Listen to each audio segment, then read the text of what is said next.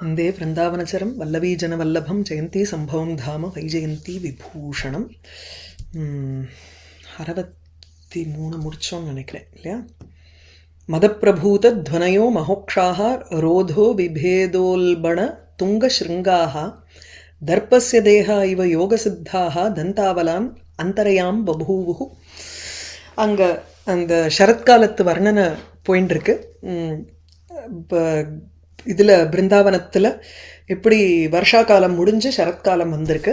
அதில் இந்த பெரிய எருதுகள் மஹோக்ஷாகா அவைகள்லாம் அங்கே இப்போ முதல்ல நதிகள் சுருங்கி போயிடும்.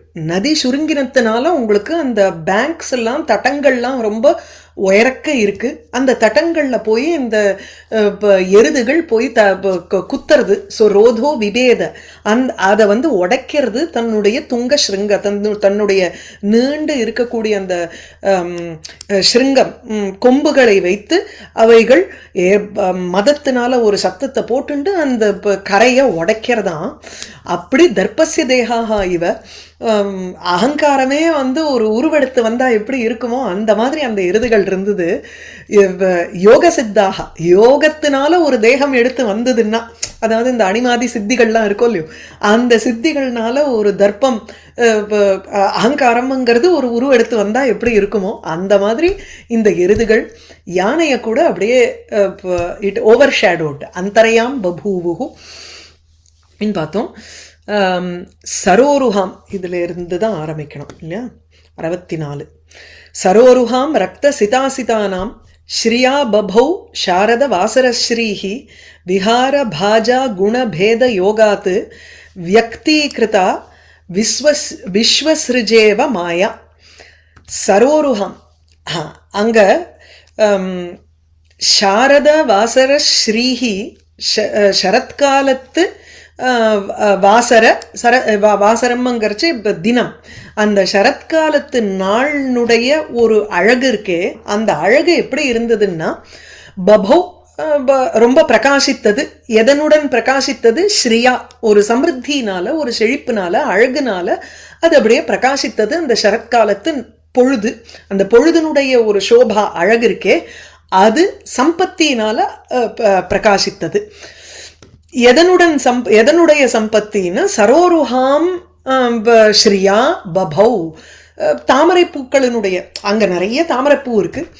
இப்போ ஜலம் குறைஞ்சுடுத்து இருந்தாலும் அந்த வருஷா காலத்துல வந்தப்போ தாமரையெல்லாம் இட் குட் அப்படியே ஃப்ளட் ஆகிடலாம் இல்லையா? அது இல்லாத இப்ப தாமரைப்பூ கொஞ்சம் வெள்ளை நன்னா தெரியறது. மழையில மங்கலா இல்லை, நமக்கு நல்ல பிரகாசமா இருக்கு, பலவித வர்ணங்கள்ல இருக்கு. ரக்த சித அசித, ரக்த செந்தாமரை, சித வெள்ளை தாமரை, அசிதங்கிறச்சு கருப்பு தாமரை இல்லை. அது எப்படி எடுத்துக்கணும்? வெள்ளை இல்லாமல் இருக்கக்கூடிய வேற கலர், ஆம்பல் பூ மாதிரி எடுத்துக்கலாம் அதை. இந்த இல்லைன்னா குவளைய புஷ்பம் எப்படி ஒரு நீல கலர்ல இருக்குமோ அந்த நீல தாமரைய சொல்லலாம். ரக்த சித அசிதானாம் சரோருஹாம்,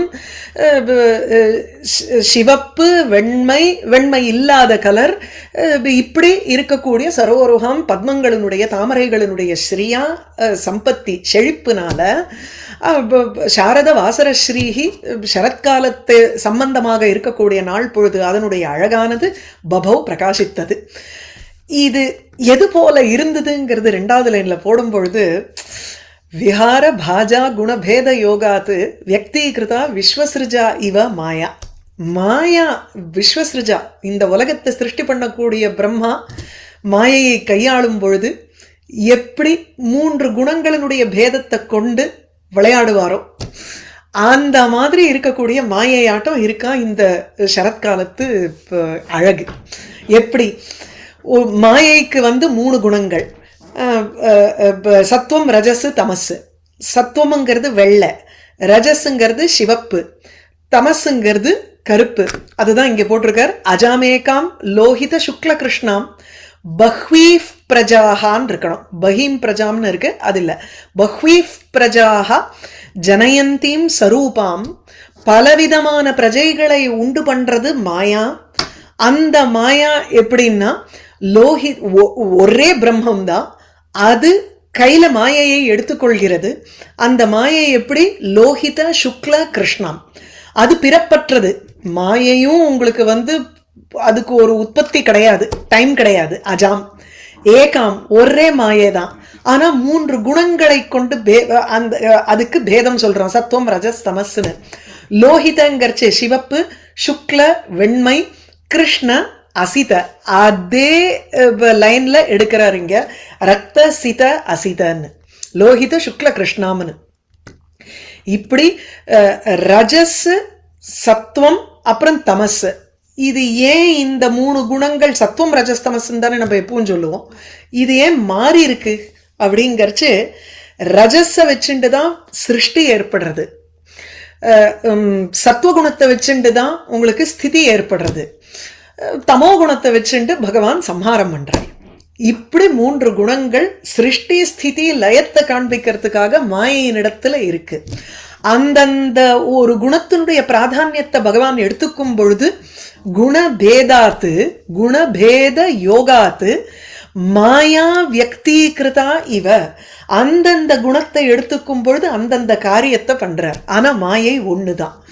அதே போல இங்கேயும் எப்படி சொல்றேன்னா, அழகு சம்பத்து, அதாவது தாமரைப்பூவனுடைய செழிப்பு சம்பத்துங்கிறது ஒண்ணுதான். ஆனா 3 விதமான கலர்ல அங்க இருக்கு. அதனால பலவிதமான வண்ணத்தை கொண்டதாக இருக்கு இந்த நாள் பொழுது. இந்த ஜகத்தும் அப்படிதானே உங்களுக்கு. விஸ்வசிருஜா, உலகத்தை சிருஷ்டிக்கக்கூடிய பகவானால, சதுர்முக பிரம்மாவனால, விஹார பாஜா விளையாடணும்னு ஆசைப்படுகின்ற விஸ்வசிருஜா, இல்லை இங்க கண்ணன் எடுத்துப்போம், விளையாடணும்னு ஆசைப்படும் பொழுது ஏன்னா சத்தப்போ தப்பியத சோ அகாமயத பகுஸ்யாம் பிரஜாயே ஏத்தின்னு உபனிஷத் வாக்கியம். சோ அகாமயத, அவருக்கு முதல்ல விளையாடணும்னு ஆசை வந்தது, அதனாலதான் விஹார பாஜாங்கிறத போட்டார். விஹார விளையாடணுங்கிற ஒரு ஆசையை கொண்டவர். விஹாரம் பஜதே, விஹார பாக். சோ விஹாரம் விளையாட்டை மேற்கொள்கிறார்.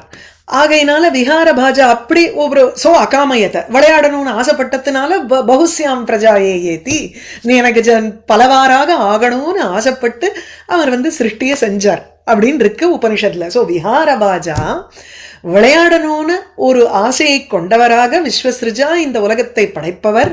அவரால் குணபேத யோகாத்து, முக்குணங்கள் சத்துவம் ரஜஸ் தமசுங்கிற 3 குணங்களினுடைய பேதத்தின் சேர்க்கையினால் மாயா வியக்தீகிருதா இவ, மாயை இங்கு வெளிப்படையாக காண்பிப்பது போல் இந்த இந்த சரத்காலத்து சம்பந்தமாக இருக்கக்கூடிய ஸ்ரீ ஸ்ரீயா சமிருத்தி, தாமரைகளினுடைய ஒரு சமிருத்தியினால பபவ் பிரகாசித்தது.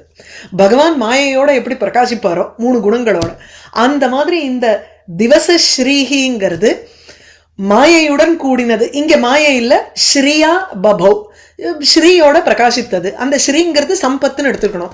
இந்த இடத்துல அழகுன்னு எடுத்துட்டு, இந்த இடத்துல ஸ்ரீயாங்கிற இடத்துல நம்ம சம்பத்துன்னு எடுத்துக்கிறோம். அது எதனுடைய சம்பத்துனால? 3 கலர்ல இருக்கக்கூடிய தாமரைப்பூனுடைய ஒரு சம்பத்துனால பிரகாசித்தது. சரோருஹாம் ரக்த சிதாசிதானாம் ஸ்ரீயா பபௌ சாரத வாசரஸ்ரீஹி விஹார பாஜா குணபேத யோகாத்து வியக்தீகிருதா விஸ்வசிருஜா இவ மாயையா. இது உபமாதான், இங்க ஒன்னும் போடல அவர். சர்காதோ உன்மேஷம் பிராபிதா மாயா. சர்க்க ஆதவ், சிருஷ்டி ஆரம்பத்துல உன்மேஷம்னா விரிவை அடைந்த மாயா குணபேதாத்து ரஜஸ் சத்துவ தமசாம் லோகித சுக்ல கிருஷ்ணானாம் குண விசேஷானாம் யோகாத்து இவ பபோ. அதனுடைய சேர்க்கை இருந்தா எப்படி பகவான் பிரகாசிப்பாரோ அந்த மாதிரி இந்த சரத்காலத்து ருத்து அப்படி பிரகாசித்ததுங்கிற. ஆரக்த கல்ஹார விலோச்சன ஸ்ரீஹி கிளாந்தாபிருஷம் கேலகதிஹி ஸ்கலந்தி உன்னால நாலீக மதூபபோகாத்து மத்தேவ மார்த்தாண்ட சுதா பபாசே. மார்த்தாண்டா மார்த்தண்ட ரெண்டுமே உண்டு. இதை கரெக்ஷன் இங்கே சைடில் போட்டிருக்காரு மார்த்தண்டன்னுட்டும். மார்த்தண்டா தான் வந்து சூத்திரம் படி, பாணினி சூத்திரம் படி வரும். ஆனா நமக்கு பழக்கத்துல மார்த்தாண்டாங்கிற பதமும் உபயோகப்பட்டிருக்கு. மார்த்தாண்டாங்கிறது சூரியன். மார்த்தாண்ட சுதா, சூரியனுடைய பெண் யாரு? யமுனை. யமுனையா வர்ணிக்கிறார். யமுனை எப்படி இருக்குன்னா ஒரு ஒரு தேன் குடிச்ச மாதிரி ஆடுறாளாம் யமுனை. ஏன்னா யமுனைக்கு இப்போ வந்து விளையாடுறதுக்கு ஸ்பேஸ் கிடைச்சி கொடுத்து, மழையில அப்படியே பூர்ணமா இருக்கிறச்சு ரொம்ப உங்களால வந்து ஃப்ளோ ரொம்ப அப்படி இதுவா இருக்காது, கரபுரண்டு ஓடும், அதெல்லாம் ரைட்டு தான். ஆனா இங்கேயும் அங்கேயும் ஒரு டிஃப்ரெண்ட் டைப் ஆஃப் கதியை காமிக்க முடியாது அந்த நதியினால. கொஞ்சம் குறைஞ்சு இருக்கும் பொழுதுதான் கல்லு தெரியும். அந்த கல்லு மேல அப்படியே வந்து குதிக்கிற விளையாட்டு அந்த மாதிரி எல்லாம் நம்ம வந்து பார்க்க முடியும். ஒரு கல்லை சுத்தி போகிறது, பாறைகள் இருக்கும், அந்த மாதிரி ஸ்கலத் கதிகி, அதுதான் இன்னும் அழகா இருக்கும். கொஞ்சம் குறையும், அதுவும் ஒரு அழகு இதுவும் ஒரு அழகு அப்படி வச்சுப்போமே. ஆனா இங்க வந்து அதுல இப்படியும் அப்படியும் அசைஞ்சு அசைஞ்சு போகிறத பார்த்தா கள்ளு குடிச்ச மாதிரி இருக்கான் இவ யமுனை. அதுக்கு வந்து 2-3 விஷயங்கள் சொல்றார். ஒண்ணு, ஆரக்த கல்ஹார விலோச்சன ஸ்ரீஹி. அவளுக்கு ஒரு பெண்ணு வந்து குடிச்சா எப்படி அந்த கண்ணு வந்து ரெட் கலர்ல ஆயிடுமோ, இங்க தாமரைப்பூ மாதிரி கண்ணுன்னு சொல்லுவோம். யமுனைக்கு எது கண்ணு? தாமரைப்பூ, அதுவும் செந்தாமரை. மத்தியபானம், தேன் குடிச்சா எப்படி வந்து நமக்கு ஒரு ஒரு இன்டாக்சிகேஷன் ஏற்படுமோ, மயக்கம் ஏற்படுமோ, அந்த மயக்கத்துல கண்ணு எப்படி செவந்து போகுமோ அது போல இங்க யமுனைக்கும் ஆச்சான். ஆரக்த கல்ஹார விலோச்சன ஸ்ரீஹி மார்த்தண்ட சுதா. சூரியனுடைய பெண்ணான காலிந்தி இவ யமுனை. ஆரக்த நன்கு சிவந்து, இப்ப அல்லது ஆரக்தங்கர்ச்சு ஓரத்தில் சற்றே சிவந்து இருக்கக்கூடிய கல்ஹார, இன்னும் முழுக்க நல்ல ரெட்டா இல்ல, கொஞ்சம். இது வந்து கள்ளு குடிச்சதுங்கிறது இல்லையே, மதுங்கிறது கேன் பி ஜஸ்ட் ஃப்ளவர்ல இருந்து வரக்கூடிய ஹனி, அவ்வளவுதான் சொல்றாருங்க.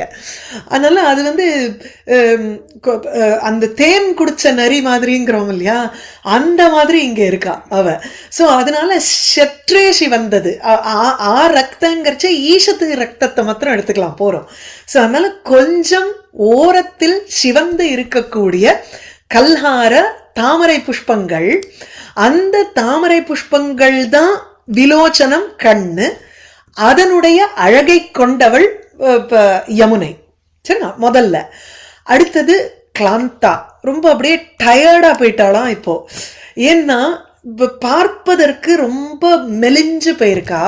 ஏன்னா ஜலம் இல்ல, வருஷா காலம் போயிடுத்து, சரத்காலம் வந்துட்டதுனால ரொம்ப கிளாந்தா சோர்வை அடைந்தவளான யமுனை. பிருஷம் கேலகதிகி, பிருஷம் மிகவும் கேலகதிகி, கேலா சவிலாசா கதிகி, ஒரு விளையாட்டா இருக்கக்கூடிய ஒரு போக்கை கொண்டவள். அப்படியும் அப்படியும் போகிறாவ. ஸ்கலந்தி அப்படிங்கிறது தான் அந்த டம்பிளிங் டவுன் ஆக்ஷன். அந்த ஜலம் அப்படி பாறையெல்லாம் இருக்கிறச்சு, அந்த பாறையில அப்படியே வழுக்கிண்டு வழுக்கிண்டு வருமோ இல்லையோ, அதை சொல்றாருங்க. பாஷாணாதி பிரதேசேஷு லுட்டந்திங்கிறார். லுட்டத்தின்னா புரள்றதுன்னு அர்த்தம். அந்த நதியினுடைய வேகம் வந்து அப்படியே அந்த பாறைகள்ல புரண்டு போறதாம். அப்படி இருக்கக்கூடியவ ஒரு பெண்ணுக்கு எடுக்கிறச்சு கொஞ்சம் தேன் குடிச்ச மாதிரி இருந்தா கண்ணு செவந்திருக்கும். கிளாந்தா, அது வந்து நம்மள ஒரு எனர்ஜெட்டிக்கா பண்ணாது, அது ஒரு ஒரு சோர்வை கொடுக்கும். அப்புறம் கேலாகதிகிங்கிறச்சு ஒரு விலாசமான ஒரு கிரேஸ்ஃபுல்லா ஒரு நடை இருக்கும். ஸ்கலந்தி, அப்பப்ப தடங்கும் காலு. மேலும் உன்னால நாளீக மதூபபோகாத்து மத்தாயிவ மார்த்தண்ட சுதா பபாசே.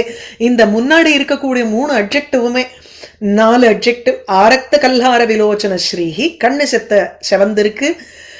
கிளாந்தா, சோர்வை அடைந்தவள். பிருஷம் கேலகதிகி, மிகவும் ஒரு ஒரு கிரேஸ்ஃபுல்லா விலாசத்தோட இருக்கக்கூடிய போக்கை கொண்டவள். ஸ்கலந்தி, தடுக்கின்றே இருக்கக்கூடியவள். அந்த யமுனை எதனால அப்படி இருக்கா? உன்னால நாளீக மதூபபோகாத்து, உன்னால மேலே உத்கதம் நாளம், ஜலஹ்ராசாத்து உத்கத நாளம்ங்கிற, ஜலத்தினுடைய லெவல் குறைஞ்சதுனால இப்ப தாமரைப்பூ முன்னாடி வந்து அப்படியே ஜலத்து மேலேயே நிக்கிற மாதிரி இருந்தது. வேற இப்போ வந்து கொஞ்சம் குறைஞ்சிடுத்து. குறைஞ்சதுனால நாளம் மேல வெளியில தெரியறது. உன்னால வெளிவருகின்ற அந்த தாமரை தண்டை, வெளிவருகின்ற தண்டை கொண்ட நாளீக அந்த தாமரை பூக்கள், நாளீகம்னாலே தாமரை பூ, அதனுடைய மது உபபோகாது, அதனுடைய மது தேனை பருகுவதனால அந்த நாளம் மேல தூக்கிண்டு அந்த தாமரைப்பூ இருக்கு, அதுல இருந்து சொட்டுறது தேனு. அந்த தேனை இவ வந்து பருகினத்தினால மத்தா இவ அப்படியே ஒரு மதம், ஒரு இது மயங்கினவள் போல் யமுனை பிரகாசித்தாள். இதுவும் உபமாதான் உங்களுக்கு இங்க. ஆரக்த கல்லார விலோச்சன ஸ்ரீஹி கிளாந்தா பிருஷம் கேலகதி ஸ்கலந்தி உன்னால நாளீக மதூபபோகாது மத்தேவ மார்த்தண்ட சுதா பபாசே. மேலும் அவளையே வர்ணிக்கிறார் சூரியகன்யான்னு. வலக்ன லக்னோர்மி வலி விபங்காம் காலே யதாஸ்தான கிரகீத கார்ஷ்யாம் அரம்ஸ்த பஷ்யன் அனகோ அனுரூபாம் ஷியாமாம் சுதிருஷ்டாமபி சூரியகன்யாம். கண்ணனை கொண்டு வரணுமோ இல்லையோ. யமுனா பார்க்கறதுக்கு ஒரு ஒரு பெண் மாதிரி இருக்கா. அதாவது ஒரு அபிசாரிக்கா பெண்ணு எப்படி வந்து தேனை சாப்பிட்டுட்டோ இல்ல மதுவை அரிஞ்சு சாப்பிட்டான்னா எப்படி அவ வந்து ஒரு ஆடிண்டு வருவோளோ அது போல இங்க யமுனா இருக்கா. அப்படிப்பட்ட பெண்ணை பார்த்து கொண்டே எத்தனை தடவை பார்த்தாலும் நிறைய தடவை அவளை பார்த்திருந்தா கூட கண்ணன் அவளை பார்த்து அவளை ரசித்தான்னு போட்டிருக்கார். அனகா பாபமற்றவர். கண்ணன் எத்தனை தடவை எப்படி வேணாலும் பார்த்தாலும் அவன் நித்திய பிரம்மச்சாரியா இல்லையா. இந்த இது கோபால தாபினி உபனிஷத்துன்னு ஒன்று இருக்கு. அதுல வந்து ஒரு ஒரு எபிசோட் இருக்கும். என்னன்னா இந்த வியாசர் கோபிகைகள்லாம் வந்து வியாசரை போய் பார்க்கறதுக்காக அக்கறைக்கு போறா. அதுல வந்து திருப்பி வரும் கண்ணன் நித்திய பிரம்மச்சாரின்னா நாங்க வந்து தாண்டிடலாம், அந்த யமுனையை வந்து தாண்டறதுக்கு அப்போ போட் இல்லை. அது மாதிரி ஒரு கதை ஒன்று சொல்லுவா. அது கண்ணன் நித்திய பிரம்மச்சாரின்னா எங்களை தாண்ட விடு அப்படிங்கிறா, அதனால தாண்ட விட்டு விடுறது. அது ஒரு ஒரு இது உண்டு. அது மாதிரி இங்க வந்து கண்ணன் அனகா பாபமற்றவன். என்ன நடந்தாலும், ஏன்னா அவனுக்கு பாப்பம் ஒட்டாது, ஈஸ்வர ஸ்வரூபம் இல்லையோ. நமக்குன்னா பாப்பம் ஒட்டும், நமக்கு அஜ்ஞானத்தோட ஒட்டின்னு இருக்கும். நம்மளுடைய ஒரு உண்மையான ஸ்வரூபம் என்னங்கிறது நமக்கு தெரியாத காரணத்தினால அஜ்ஞானத்தோட சம்பந்தப்பட்டு மாயைக்குடைய விகாரங்களை அனுபவிக்கிறோம். அனுபவிக்கிறதுனால அதுல இருந்து வரக்கூடிய புண்ணிய கர்மா பாப கர்மா எல்லாம் வந்து ஒட்டுறது நம்மள. பகவான் அப்படி இல்லையே, தெரிஞ்சுட்டே தானே பண்றான். அதனால அவனுக்கு வந்து எதுவுமே நசலிப்பியத்தை, அங்க வந்து எதுவும் ஒட்டுறது கிடையாது பகவானுக்கு. ஆகையினால அனகா பாபம் அற்றவன். கிருஷ்ணஹா இவள இங்க வந்து த்விதியா விபக்தியில இருக்கிறது சூரியகன்யா. யமுனையை சூரியகன்யாம் சுதிருஷ்டாமபி சூரியகன்யாம், நன்கு பார்க்கப்பட்டவளாக இருந்த பொழுதிலும் அந்த சூரியனுடைய பெண்ணான யமுனையை பஷ்யன்னு பார்த்து கொண்டே அரம்ஸ்த மகிழ்ந்தான். அவளை வந்து மறுபடியும் மறுபடியும் பார்த்தானா. ஏன்னா அவ பார்க்கறதுக்கு அவ்வளவு அழகா இருந்தா அந்த யமுனை. நடுவுல பெண் போல இங்க வர்ணிக்கிறார்.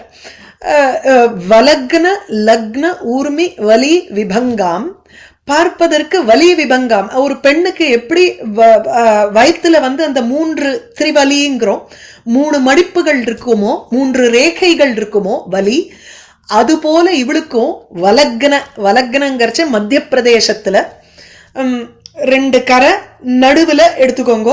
அந்த நடு பிரதேசத்துல இந்த மடிப்பு மாதிரி வந்து ஊர்மி அலைகள், சிறு சிறு அலைகள் அங்க இருக்கின்றன. சோ வலக்ன மத்திய பிரதேசத்தில் லக்ன இருக்கும் ஊர்மி அலைகளே அவளுடைய வலி விபங்காம், அந்த வயிற்றில் இருக்கக்கூடிய மடிப்புகள் போல ஒரு வலி விபாகாம்னு இருக்கு. வலி விபங்காம் இல்ல. ஒரு நிமிஷம், இதுல என்ன இருக்கு பாத்துடுறேன். வலி விபங்காம் தான் இருக்கு. ஆனா அவர் வந்து இதுல போடுறச்சு விபங்காங்கிறதுக்கு விபாகன்னு அர்த்தம் போடுற. Okay fine. சோ வலி விபாகாக, வலி விபங்காகங்கிறதுக்கு விபாகா, பங்கம்னாலும் பாகம்னாலும் ஒண்ணுதான். சோ அந்த 3 மடிப்புகளினுடைய பிரிவினை இருக்குமே வயிற்றில், அது போல அதை கொண்டவளாக இருக்கிறாள். சரியா? சோ வலக்ன மத்திய பிரதேசத்தில் லக்ன இருக்கக்கூடிய ஊர்மி அலைகள், அந்த அலைகளே ஒரு பெண்ணனுடைய இடுப்பு பிரதேசத்துல இருக்கக்கூடிய, அதாவது வயிற்றில் இருக்கக்கூடிய அந்த 3 மடிப்புகள் போல ஒரு மடிப்புகளை கொண்டவளாக இருக்கா யமுனை. மேலும் காலே சரத்காலத்துல யதாஸ்தானம் கிரகீத கார்ஷ்யாம், யதாஸ்தானம்னா கரெக்டான சமயத்துல ஒரு கிரகீத கார்ஷ்யாம் அந்த இழைப்பு தன்மையை ஏற்றுக்கொண்டவள். அதாவது வருஷா சமயாத்து பிராச்சீனஸ்ய ஸ்வாபாவிக நிஜ பிரவாக ஸ்தானஸ்ய அனதிக்கிரமணேன அங்கீகிருத கிருஷபாவம். இது எப்படின்னா, அந்த சமயம் வரும்பொழுது, சரத்காலம் வரும்போது, வருஷா காலத்துல அப்படியே உப்பின் இருக்கக்கூடியது, இங்கே அந்த இடுப்பு பிரதேசம் அப்படியே மெலிஞ்சு போயிருக்கான் சரத்காலத்துல. அதனால பாக்குறதுக்கு இன்னும் அழகா இருக்கா. இத ஒரு பெண்ணனுடைய பட்சத்துல எடுக்கும் பொழுது எப்படின்னா, யௌவன காலே கார்ஷ்ய உச்சித மத்தியஸ்தான அனதிக்கிரமணேன கிரகீத கார்ஷ்யாமங்கிறார். அந்த இடுப்பு பிரதேசம் ஒரு ஒரு கர்வ் ஒண்ணு வரும் இல்லையோ, யௌவனம் பருவம் வரும் பொழுது நேர இருக்கக்கூடிய அந்த இடுப்பு பிரதேசம் பெண்களுக்கு நேச்சுரலா ஒரு கர்வ் ஒண்ணு வரும். அந்த கார்ஷ்யம், அந்த மெலிந்த தன்மையை இங்க சொல்றார், இண்டிகேட் பண்ற மாதிரி இருக்கு. காலே சரியான சமயத்தில், நதி பட்சத்துல சரத்காலத்தில், பெண் பட்சத்துல யௌவன காலத்தில், யௌவன பருவத்தில், யதாஸ்தான அந்த இடத்தில் பொருத்தமான மத்திய இடுப்பு பிரதேசத்தில் கிரகீத கார்ஷ்யாம் ஒரு மெலிந்த தன்மையை எடுத்துக்கொண்டவள். விச் இஸ் அவளுடைய ஃப்ளோ அங்க கம்மியா இருக்கு. நீட்டத்துல குறையாதே நதி. உங்களுக்கு எங்க இருந்து ஆரம்பிக்கிறதோ எங்க போய் முடியணுமோ அந்த நீட்டம் இருந்துட்டே இருக்குமே. உங்களுக்கு அந்த வால்யூம் தானே கம்மியாகும். அதை ஒரு பெண்ணனுடைய அந்த அந்த இடுப்பு பிரதேசம் எப்படி குறையறதோ அது போலங்கிறார். அப்படி அனுரூபாம் ஷியாமாம்ங்கிறார். அனுரூபாம், தனக்கு உகந்த மேட்சிங் கலர் நன்னா இருக்கான் கண்ணனுக்கு. இல்ல தான் இருக்கும் போலேயே தான் எப்படி நல்ல ஷியாம வர்ணனா இருக்கோமோ அதே போல அனுரூபமான உகந்ததான ஒரு வர்ணத்தை கொண்டவளாக இருக்கா காலிந்தி.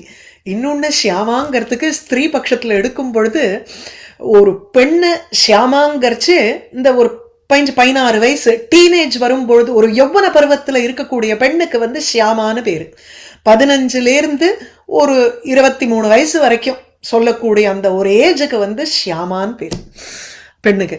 இதுல மேகசந்தேசத்துல கூட ஷியாமாங்கிற பதத்துக்கு 2 அர்த்தம் இப்படி போட்டுப்பாரு.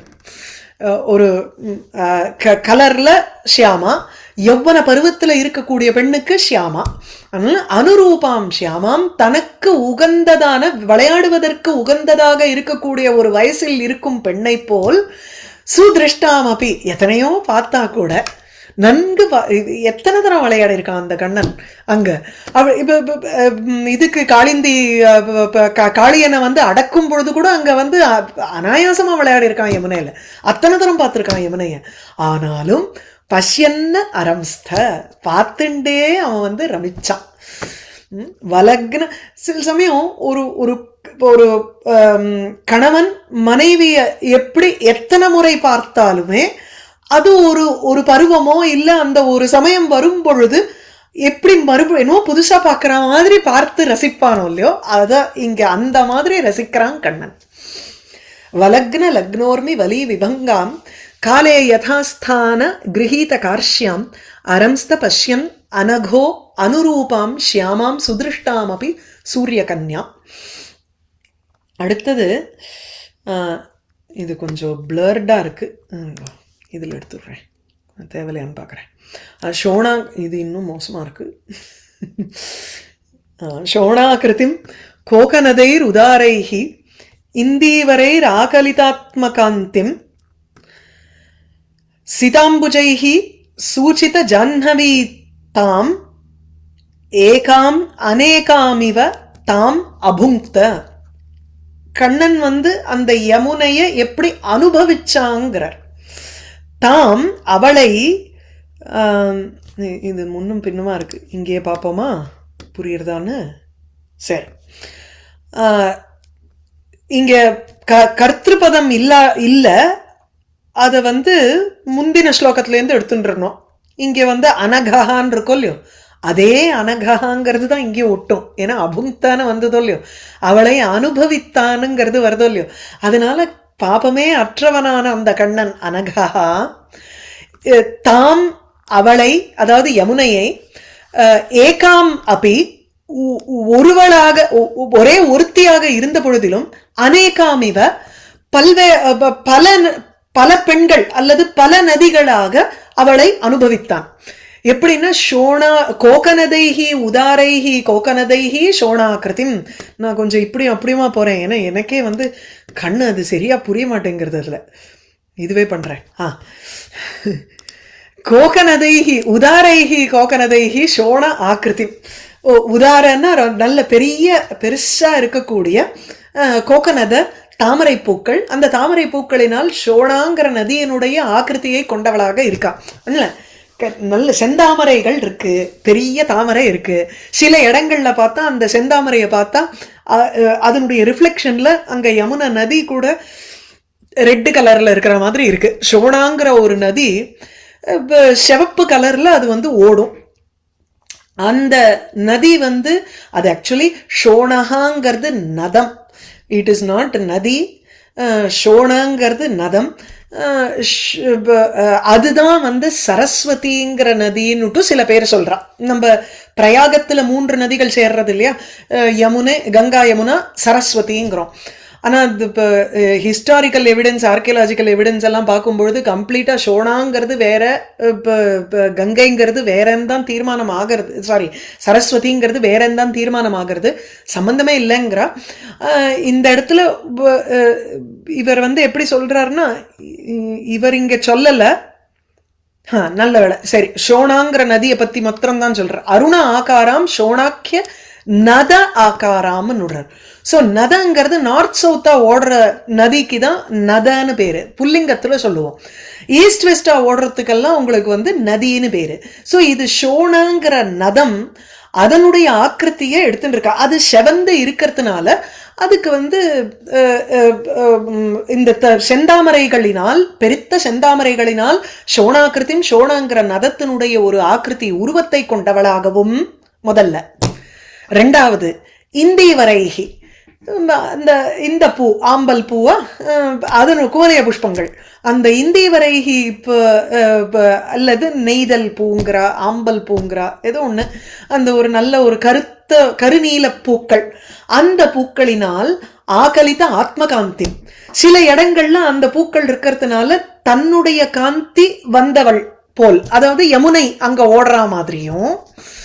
இன்னொரு இடத்துல என்ன ஆயிடுத்து, சிதா அம்புஜைகி, வெள்ளையான தாமரைகள் இருக்கிறதுனால கங்கை வெள்ளை கலர்ல இருக்கக்கூடிய நதி. சூச்சித ஜாஹ்னவி தாம், ஜாஹ்னவியாக இருக்கும் பாவம், ஜாஹ்னவியாக பாவம், ஜாஹ்னவீதா, சூச்சித ஜாஹ்னவீதா. ஜாஹ்னவி கங்கையினுடைய ஒரு தன்மையை காண்பிப்பது போல், வெள்ள தாமரைகளினால் கங்கையினுடைய தன்மையை காண்பிப்பது போல் இருக்கும் அவளை, ஏகாமபி ஒரே நதியா இருந்தா கூட அநேகாமிவ பல நதிகள் போல அவன் அனுபவித்தான். இதுக்கு அந்த ஷோணா அநேகாமிவங்கிறச்சு ஷோண யமுனா ஜாஹ்னவி தான் கரெக்ட். இங்க ஷோணான்னு போட்டிருக்கார். ஆக்சுவலி ஷோணாங்கிற நதி வேற. இவர் ஒரு நிமிஷம், இங்க என்ன போட்டிருக்காருன்னா, ஷோணா சப்தேன வர்ணபலாத்து சரஸ்வதி அபிகிருஹ்யேத எடுத்துக்கொள்ளலாம் அப்படிங்கிறார். இல்லையே எனில் ஷோணாங்கிறது வேற நதி. ஷோணாகூலே சமாஹிதாகான்னு ராமாயணத்துல இருக்கக்கூடிய ஒரு ரெஃபரன்ஸை வச்சுட்டு பும் நதகா, புல்லிங்க நதத்தை தான் நம்ம எடுத்துக்கணும்.